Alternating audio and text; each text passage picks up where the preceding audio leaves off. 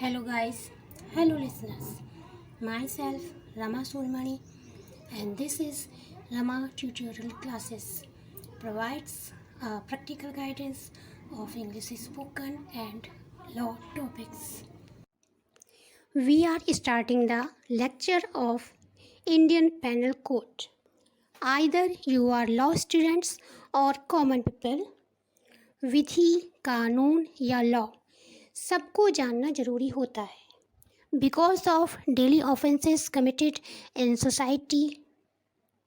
तो क्या है अपराध, क्या उनकी डेफिनेशंस होती है, क्या उनके लिए पनिशमेंट्स निर्धारित किए गए हैं, ऐसे बहुत सारे सवाल हमारे माइंड में पुटअप होते हैं और इनकी नॉलेज इन्फॉर्मेशन भी हमें होना ज़रूरी है as a Indian, as a citizen, as a human being.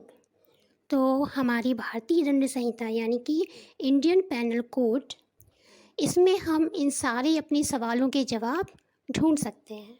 So IPC started in YouTube Rama tutorial classes. Now let's start. Today's our topic of IPC is brief introduction of IPC। यानी कि IPC तो बहुत लेंदी है but उसका आज इस video में एक ब्रीफ इंट्रोडक्शन, संक्षिप्त परिचय कराएंगे।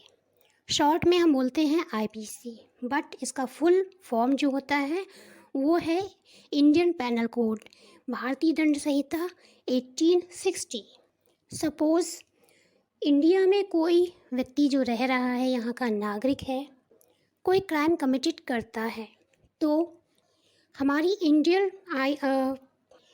पेनल कोड ही है जो हमें उस क्राइम की डेफिनेशन बताएगी कि उस व्यक्ति ने कौन सा अपराध किया है। इसके अलावा उसके लिए पनिशमेंट क्या होना चाहिए, पनिशमेंट से रिलेटेड प्रोविज़न्स क्या हैं।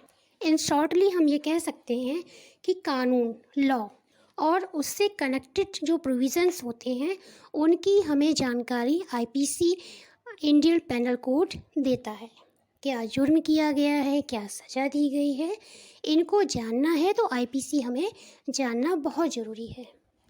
If anybody committed any offence we can find its definitions and punishment by the Indian penal code, but remember it, ये जो IPC है वो इंडियन आर्मी पर लागू नहीं होती।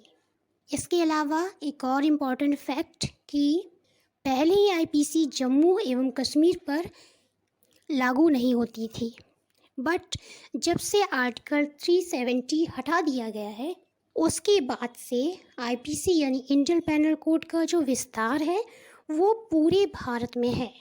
यानी कि भारत का जितना भी क्षेत्राधिकार है उस पूरे क्षेत्राधिकार पर IPC इन्फोर्सेबल है। Now discussing about the history of IPC। British कालीन भारत यानी कि ब्रिटिश इंडिया के पहले लॉ कमीशन के रिकमेंडेशन पर यानी कि उसकी सिफारिश पर 1860 को हमारा IPC अस्तित्व में आया सबसे पहले, बट इसे इन्फोर्सेबल किया गया, लागू किया गया 1862 में। IPC का जो ड्राफ्ट है यानी कि इसका जो खाका है या प्रारूप कह सकते हैं, उसको बनाया था, तैयार किया है लॉर्ड मैकाले ने। लेकिन टाइम टू टाइम उसमें काफ़ी अमेंडमेंट्स हुए हैं और उसको मॉडिफाई किया जाता है।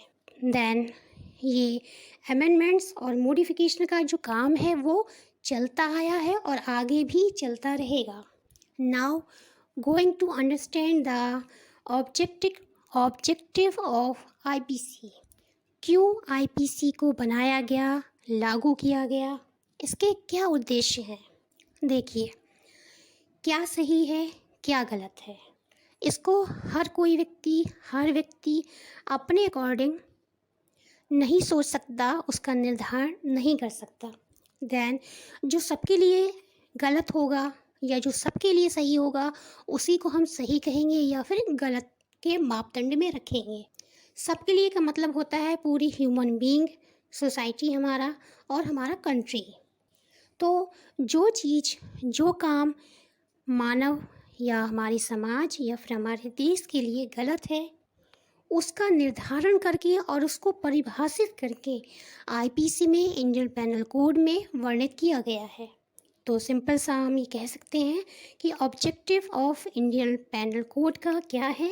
सबसे पहले सही या गलत यानी कि क्राइम क्या है उसकी डेफिनेशन देना, उसके बाद उसका पनिशमेंट का निर्धारण करना, देन अगर कुछ सुधार हो सकता है तो सुधार किया जाना। ये है objective of Indian penal code 1860।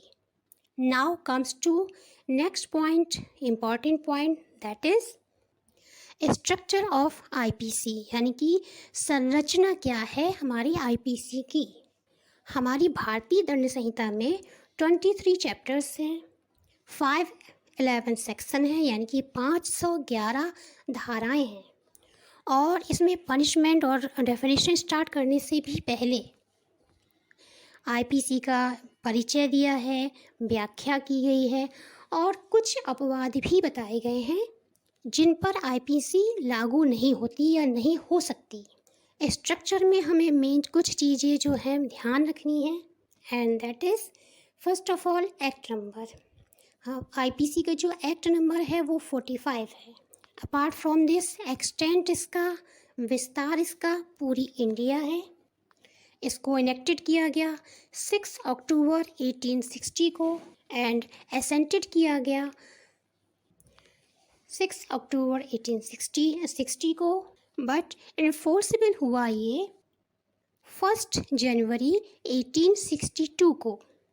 After discussing introduction, history and structure, we are talking about its meaning, means to say meaning of IPC यानी कि भारतीय दंड संहिता का ये जो हम बोलते हैं आईपीसी या भारतीय दंड संहिता या फिर इंडियन पेनल कोड, तो इसका वर्डली मीनिंग क्या है। So IPC is made by 3 words, remember it.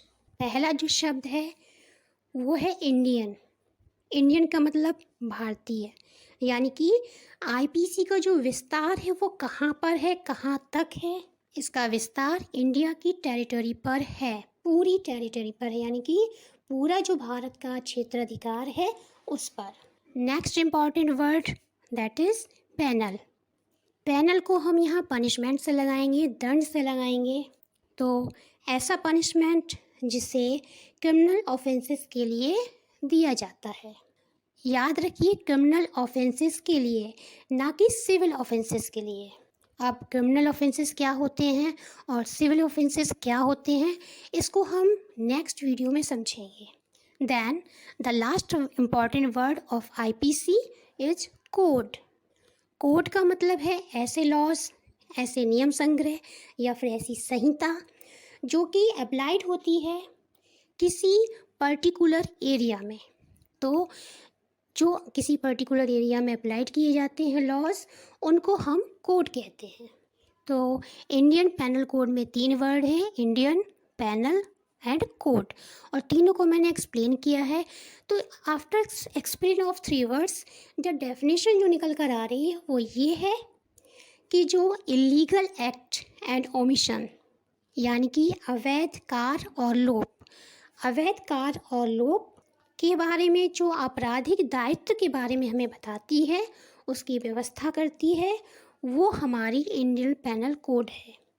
अभी आपको इलीगल एक्ट एंड ओमिशन नहीं समझ में आ रहा होगा, तो अगले वीडियोस में, आगे की वीडियोस में इसको क्लियर किया जाएगा।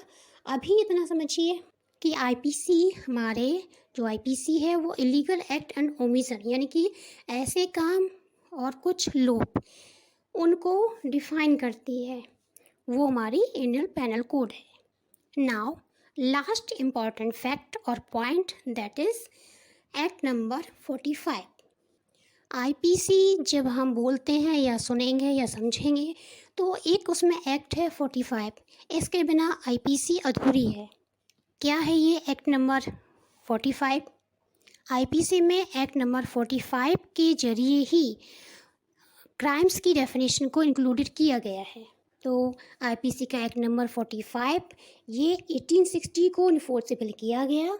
इसके इन्फोर्सेबल करने के बाद ही बहुत सारे क्राइम्स जिनकी डेफिनेशन दी गई है, जस्ट एज हमला कहिए, रेप या एब्डक्शन है, किडनैपिंग है, एक्सेट्रा ऑफेंसेस को इंडियन पेनल कोड में यानी कि भारतीय दंड संहिता में इंक्लूडेड किया जा सका।